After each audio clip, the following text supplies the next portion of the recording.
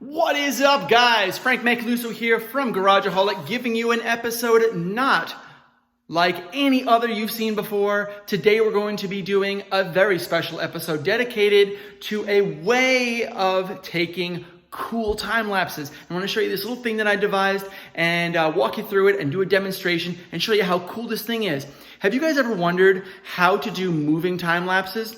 There are tons of apparatuses out there that basically rotate, right? You put your phone on it, it turns to whatever rate that you specify on an app or whatever that it connects to.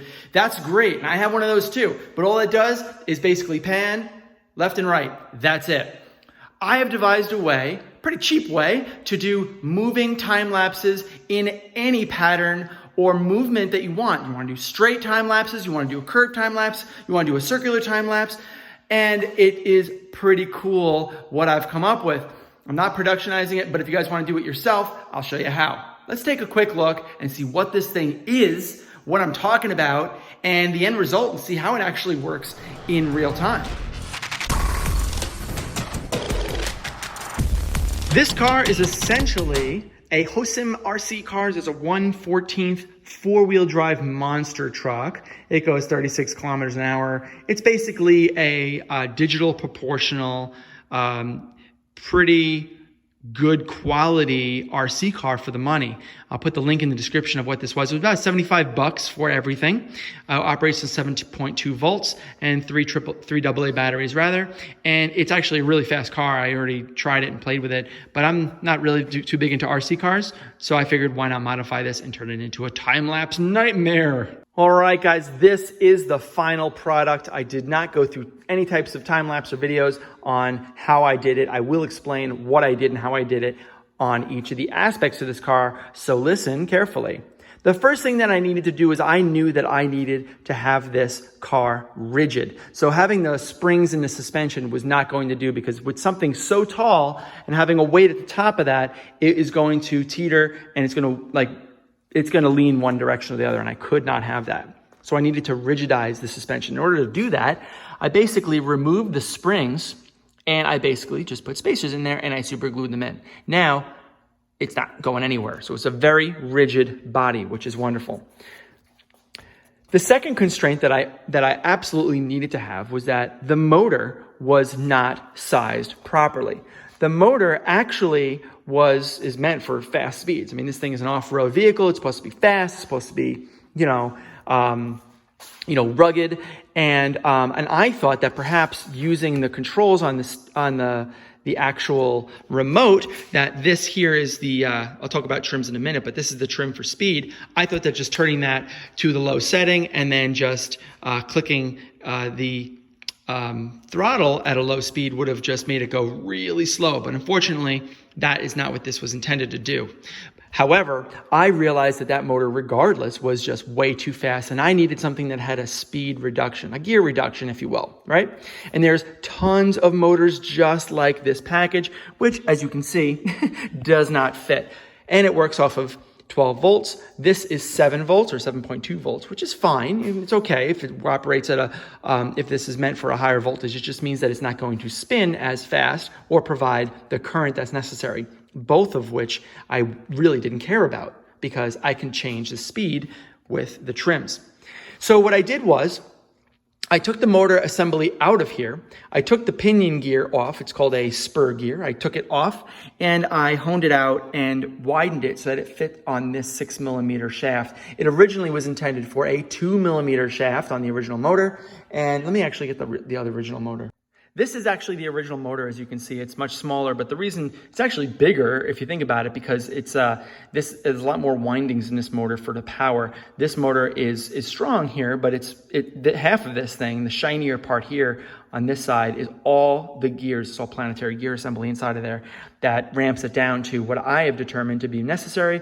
It's 15 RPM. So when this thing is at max 12 volts, this motor output here on this spur gear is 15 RPM. Now the gearing on the spur to the mating gear is literally a 3.25 to 1. So I measured the circumference of the wheel, and guess what? It happens to be 3.25 inches. So basically, for every rotation of the input motor is literally 1 inch of travel. So it's like a 1-to-1. So if this is a 15 RPM motor, this is going to end up going 15 inches per minute, right? So the vehicle will actually go 15 inches per minute. So what do I want? How fast do I want my time lapses? And that was really the thing that I needed to figure out, is how fast do I want my time lapses to be? Now, the 15 inches per minute, the motor that I had selected, was literally the fastest that it would go. And it's obviously not going to go 15 inches per minute at full speed because it's a 12-volt motor and I'm operating it at 3.7 volts, which is 7.2, 7.4 volts. So it's never going to go at that 15. So I'm actually going to estimate that it's going to go slower. So how does like 12 inches per minute of movement actually look like and feel like? I basically just kind of estimated it, and I realized that I can always go slower by using the trim on the remote. So I figured that would be a good speed. And if I ever needed to speed up my time lapses, I can do that in post editing. So I kind of had an opportunity to speed it up and slow it down in both respects. So I was good there. Let's get back to the car. So back to the spur gear, and as you can see, this was a 2mm shaft. I had to cut it off and modify the actual spur gear that was originally on this guy. I had to drill it out to 6mm because the shaft size on this guy was a 6mm shaft. So once I got a 6mm drill bit, drilled it through, put the spur gear on, and I just used some super glue. And I used super glue because I didn't want it to be permanent, because what if it didn't actually work? What if I wanted to change the motor or something? And I couldn't find these spur gears anywhere online, so I wanted to make sure that I was in good shape. I wanted to maintain this overall 1-to-1 drive ratio, so I wanted to use this spur gear, this specific brass one, okay? So taking a look at the motor here and a little bit more, you can see that it's eccentric. It's not center. And why did I get, and you can get the center ones, why did I get an eccentric one and not a center one? Well, I did the measurements and I knew that the motor assembly was going to be larger than the previous one. I knew it wasn't going to fit right. So I actually kind of had a suspicion that it would have to go at an angle. And for it to go at an angle like this, having the ability to free rotate this like this would actually allow me the opportunity to size and place this gear along with the other gear exactly how I wanted it. And you can see it's not exactly, square, but that is okay. With the very, very slow speeds that I'm going here, there's no risk in stripping any of these gears. So that was okay with me. That was a concession that I was willing to make. So you can see here that I have this thing basically zip tied down, which makes it easy to remove. You can see it's zip tied there, and it's sitting right here, and there's no additional clearance issues with the rest of the output shaft of the motor. So everything seems to be in order here. So I got my suspension set up, I got my motor, and the steering is servo activated. You absolutely have to get servo steering, or else if the cheaper cars are usually like all left or all right, and you don't want that. You want the digital proportional steering. So let's talk about steering trim, right? So there are two trims on here. There's steering trim on the left, and there's HT, which I don't know exactly what that means, but it's definitely speed. It's a speed trim. You can see here when I turn the speed trim left and right, it moves, but it stays in the position that I want, which is exactly what I want it to do. I want to go a little bit more that way. It stays there. A little bit more this way. It stays there, and that allows me to do circular paths without having to touch it or make tweaks to it every minute or two, right? So that was actually a really big plus for using digital proportional. And the same thing for the speed. The speed trim, literally, if you look at this, I have a zip tie here, and the zip tie is to hold it in position. When I have this speed trim all the way at max, and then I hit it, you can see that it's moving relatively fast. Right? You can see the gears moving, right? You can see how the whole car is moving. And if I let go a little bit, it's going to go a little slower, right?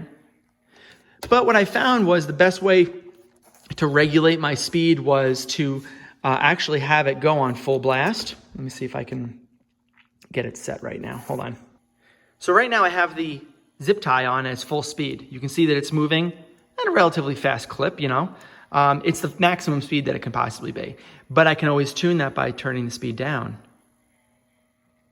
Now, it's moving a lot slower. So now I can modify the speed. I can modify the steering.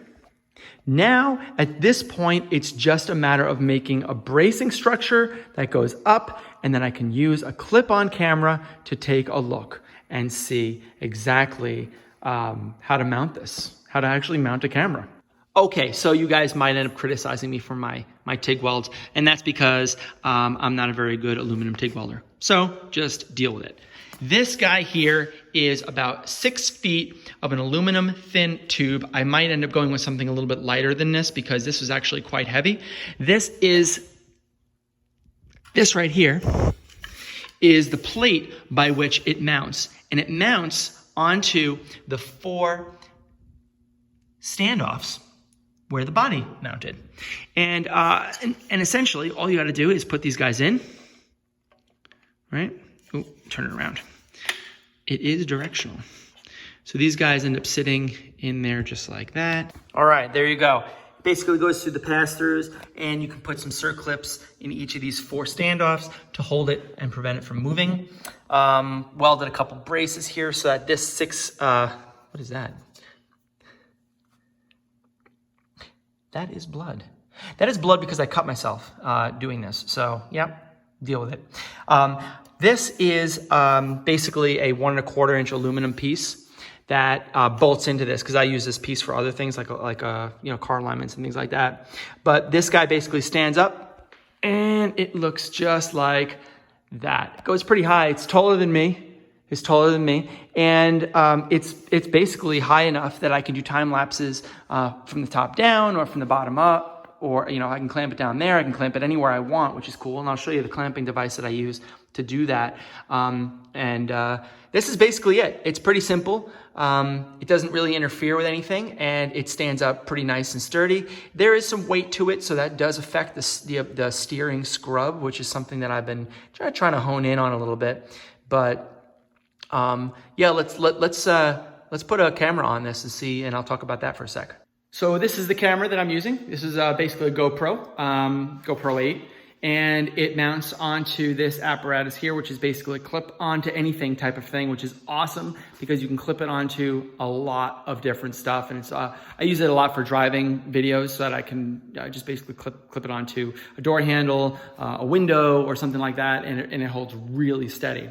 You can bend it and make it into any shape that you want, which is pretty neat. So let me show you how I clip this thing on and how this thing looks after it is done, after it is clipped. There you go. And it is clipped. So you can move that around and wrangle it however you want.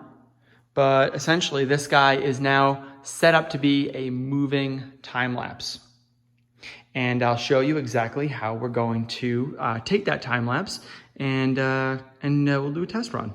All right, guys, so I got the entire car completely ready to go, installed with the stock. And I have a GoPro 8 mounted with a clip-on attachment, and I have it mounted in just the right location for this E30 because I'm going to be doing an alignment on it. That is right, I am going to be doing an alignment on this car, and I want to do a 20-second time lapse of me doing that alignment from all different angles, and I want the time lapse to be representative of all those different angles that I'm going to be taking during the alignment process. I have the car basically sitting where I want it to start with the stock, with the GoPro, and exactly the way that I have it set in time warp mode. I have drawn a chalk line here on how I want the path to go. As you can see, this is a nice circular path that's going to basically focus on the car the entire time and me doing stuff to it. So this is a guide only. It's not following it through some optics or some high resolution tracking system. All it is I go and I check up on it and I change the steering trim as I had explained earlier, and basically just make sure that I roughly follow the track that I want so that it looks somewhat expected. So I am basically ready to go. I'm ready to do the alignment, basically ready to lift the car up and start doing this whole thing. Should take about 20 minutes to do this whole track based on my calculations, and it'll turn into a 15 to 20 second time lapse, and I can always shorten it or speed it up as I want. So let's take a look and see how it looks.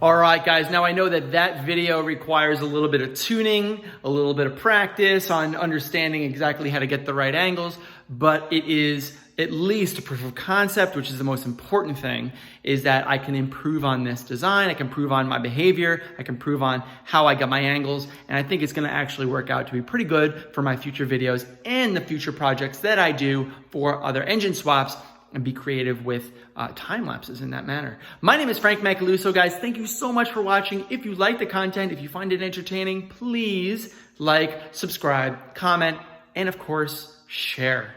Thank you so much, guys, for watching, and I really appreciate everything and that all my fans do for me. As always, I would love to give you guys continued more good content. That sentence does not make sense, but hopefully the video did. Thank you, guys. I am out of here. Later.